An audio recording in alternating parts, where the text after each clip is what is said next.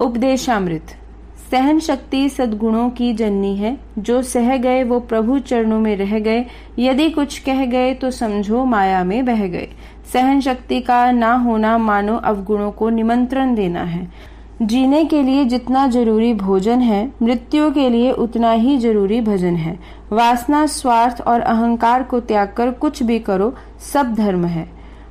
बहुत से अनियमित भजन की अपेक्षा थोड़ा सा नियमित भजन श्रेष्ठ कर है।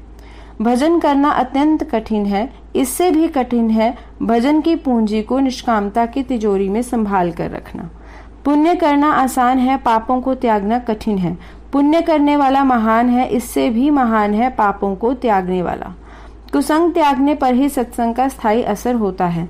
संत की वाणी यदि शास्त्र सम्मत है तो संत के प्रति श्रद्धा ना होने पर भी उनकी वाणी पर अपने समस्त जीवन को समर्पित कर देना चाहिए, पूर्ण लाभ होगा। जीवन में नम अर्थात नम्रता, नाम अर्थात हरिनाम और नेम अर्थात नियम आ जाए तो समझो इसी जन्म में नैया पार। ये तीनों नम, नाम और नेम सत्संग से ही जीवन में आते हैं। संसार से मेरापन हट जाए तो भगवान से मेरापन स्वतः होने लग जाता है। इसके बाद भगवत प्राप्ति के लिए साधना करनी नहीं पड़ेगी, स्वयं होती रहेगी। जब तक भगवत प्राप्ति नहीं होगी तब तक वो चैन से नहीं बैठ सकता। हमारा लक्ष्य भगवत प्रेम प्राप्ति, हमारा पथ पापों से बचकर कर्तव्य पालन करते हुए निष्काम भाव से हरि नाम जप, कीर्तन, चिंतन एवं प्रार्थना प्रधान विघ्न सांसारिक कामनाएं हमारे साथ ही इस पथ के पथिक। जल, संत वाणी, भोजन, संत महापुरुषों का संग। भजन करने से ही भजन में रुचि होती है। नाम जप बिना श्रद्धा विश्वास के भी फलदायी होता है। श्रद्धा विश्वास पूर्वक मन लगाकर भजन करना बहुत अच्छा है। यदि ऐसा ना हो सके तो भी भजन तो करना ही चाहिए। देर सबेर लक्ष्य तक पहुंच ही जाओगे। भजन निष्ठ साधक का संग भजन कराता है। संत कृपा से भजन सहज में ही होने लगता है। नाम जप के लिए माला बहुत उपयोगी है।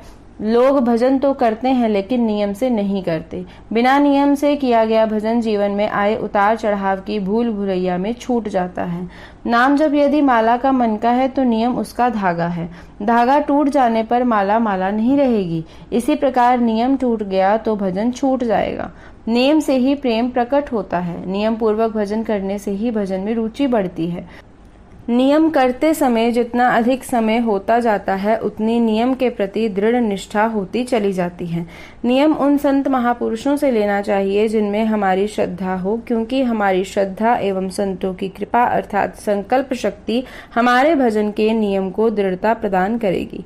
भगवान उस स्वप्न की तरह है जो दिखता तो है पर देखा या दिखाया नहीं जा सकता, अर्थात ना कोई पुरुषार्थ से देख सकता है और ना किसी दूसरे को दिखा सकता है।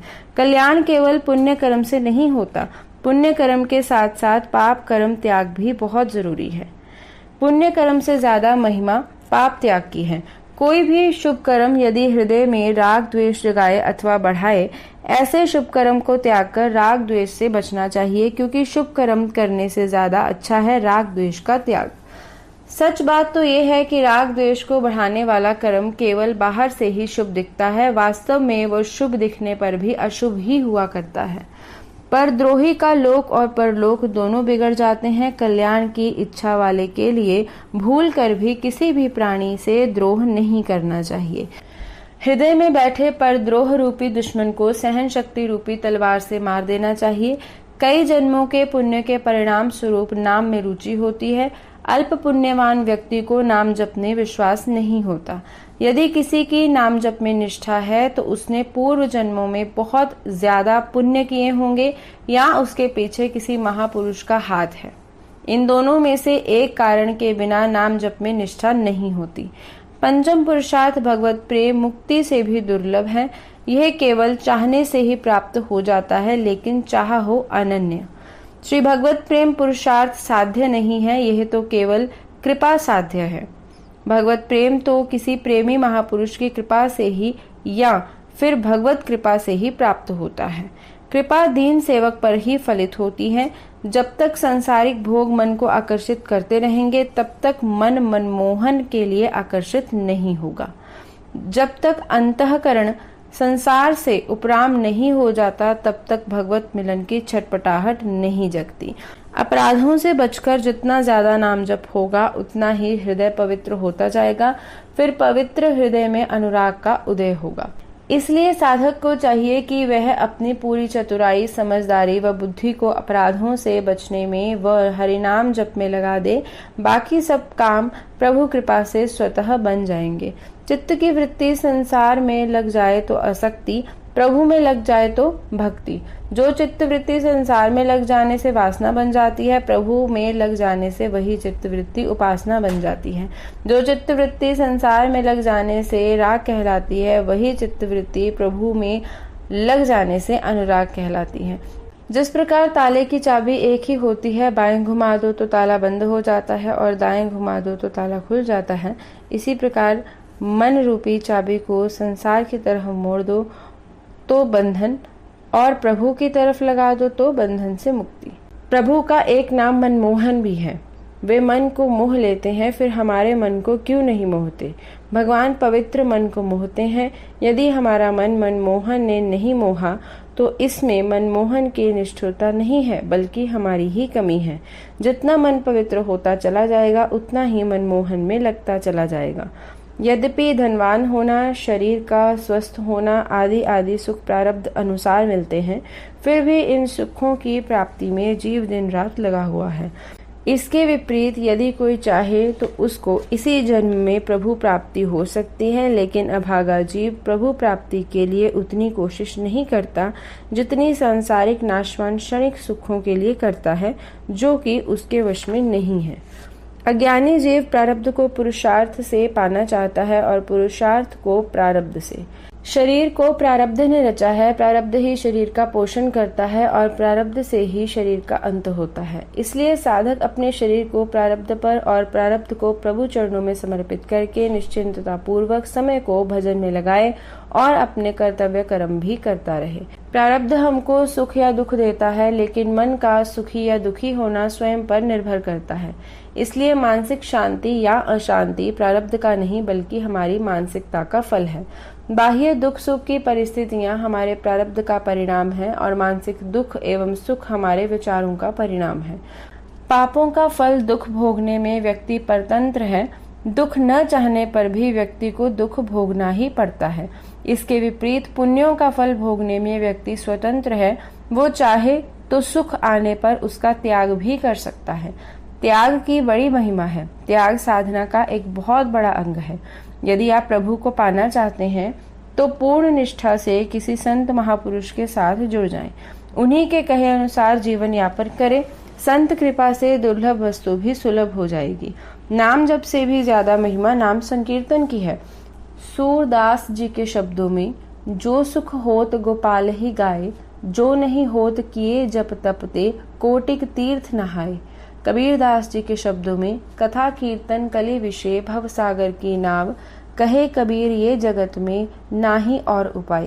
स्वयं भगवान कहते हैं, नाहम बसामि वैकुंठे योगी नाम हृदय नच, मद भक्ताम यत्र गायंती तत्र तिष्ठामि नारद। नाम जप कीर्तन और लीला चिंतन बस इतना ही जीवन नैया को पार ले जाने के लिए काफी है। बस जीव से नाम जप कीर्तन और मन से कृष्ण लीलाओं का चिंतन जितना ज्यादा हो सके सावधानी पूर्वक पाप एवं अपराधों से बचते रहें।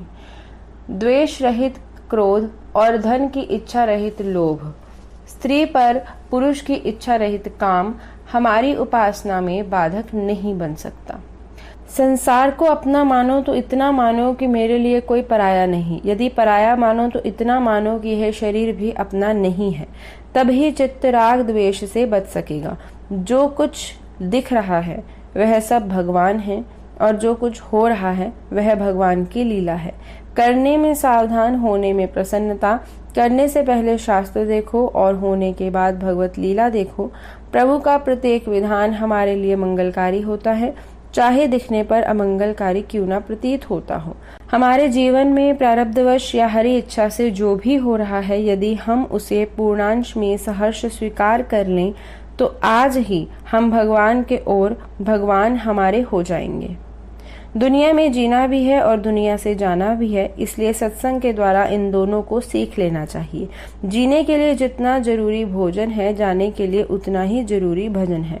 भोजन जीने के लिए और जीना जाने के लिए होता है।